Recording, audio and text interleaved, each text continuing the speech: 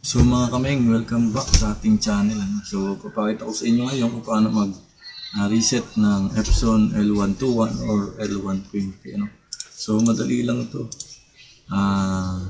Kailangan nyo lang ng resetter. Ito, yung file na to. Then install nyo yung driver ng inyong Epson. Siguro ay naka-install na yan. So kung sa ibang PC nyo siya gagawin, ay install nyo na lang. Then so i-reset natin siya. Then bago nyo to i-run yung file na to, off nyo muna yung inyong antivirus. Then security and then manage. Okay. Then ito, i-off nyo lang tong apat na to. Dapat ganito yung itsura. Okay. Then bago nyo i-run, then yung antivirus ay off nyo muna. Then tsaka nyo siya i-run. Okay. So proceed na tayo. Dapat naka-on yung printer. Naka-on yung printer natin. So yan. Then click lang natin dito. Yan. So ito, i-click nyo lang yan. Mapupunta kayo dito. Then dapat nakasaksak yung USB.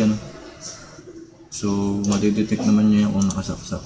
So lalabas itong L120.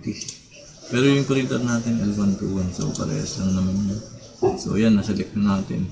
Then particular adjustment mode. Then hanapin nyo yung waste ink pad counter. Then click nyo yan.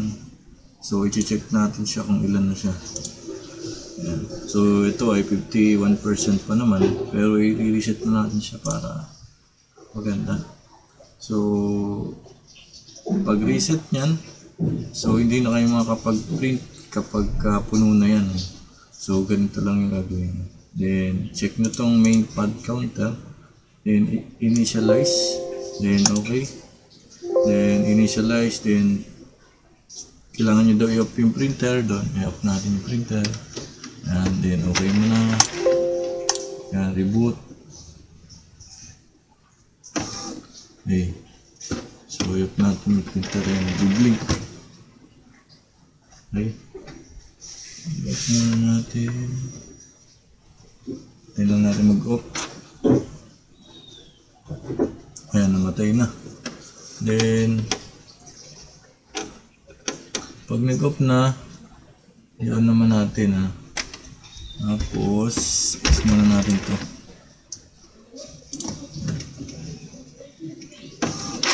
On muna natin. Hintayin lang natin mag steady green light to. Tapos i-check ulit natin kung okay. Yan. Yan, steady na siya. So select ulit, ganun lang. Yan, na-detect na siya. Particular adjustments. Fix pad counter. Then check nyo lang to. And para malaman natin kung na-reset na. Yung pad counter check. Then check ito din yung check. Yan. So 0% na siya. Wala pa siyang so ganun lang mga kaming, madali lang. So kailangan nyo lang ng resetter. So yung link ng resetter lalagay ko dyan sa description para ma-download nyo. Then kung bago ka sa channel ko, subscribe ka na and hit mo yung bell para pag nag-upload ako ng video ma-notify. Okay, thank you for watching and God bless mo mga kaming. Bye bye.